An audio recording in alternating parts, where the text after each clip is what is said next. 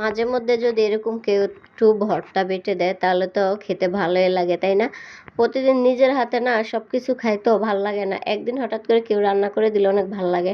তো আসসালামু আলাইকুম, কেমন আছেন সবাই? আশা করি যে যেখান থেকে দেখছেন সবাই অনেক ভালো আছেন। এটা হচ্ছে আমার সকালবেলার ভিডিও। তো আমি সকালবেলা উঠে যে রুটি সেঁকে নিতেছি, আমি খাবো এই জন্য। আমার শাশুড়ি মা খেয়ে নিছেন, শাশুড়ি মা যে মা সকালবেলা উঠে ভাজিটা করে নিছেন, এগুলো আমি রাত্রে কেটে রাখছি। আর রুটিও রাত্রে আমি বানিয়ে রাখছি, তো মা হচ্ছে নিজেরটা নিজে খেয়ে নিছেন, আমি দেরি করে উঠছি। তাই এখন আমি নিজের নাস্তা নিজে বানিয়ে নিতেছি। আর এখানে চা বানাবো, আমি চা দিয়ে রুটি দিয়ে খাবো।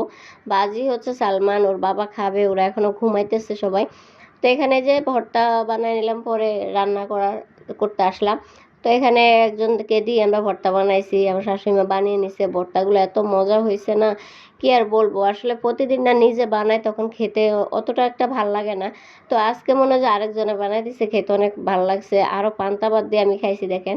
সাথে সাথে কিন্তু ভর্তা দেখে আমি ভাত খেতে বসে পড়লাম। আর পান্তা ভাত দিয়ে আমার কাছে বেশি ভাল লাগছে, ভর্তা দিয়ে। গরম ভাত দিয়ে অতটা একটা ভাল লাগে নাই।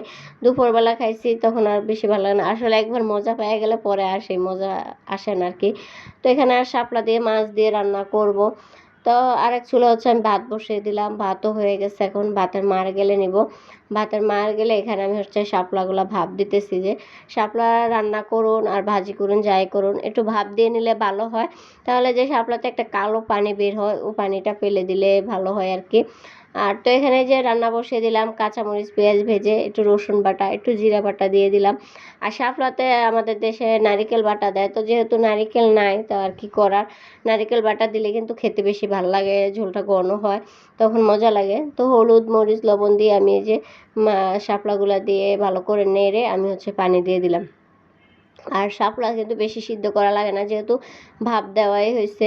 তো এর মাঝখান দিয়ে আবার যে রুটিগুলো ছিল ওগুলো আমি ছেঁকে রেখে দিব। আর ছেঁকে রেখে দিলে কিন্তু আপনি 3-4 দিনও রেখে খেতে পারবেন আর কি। হালকা ছেঁকে আমি তো এখন প্যানের নিচে এভাবে মেলে রেখে দিব, ঠান্ডা হলে আমি বক্স ভরে রাখবো।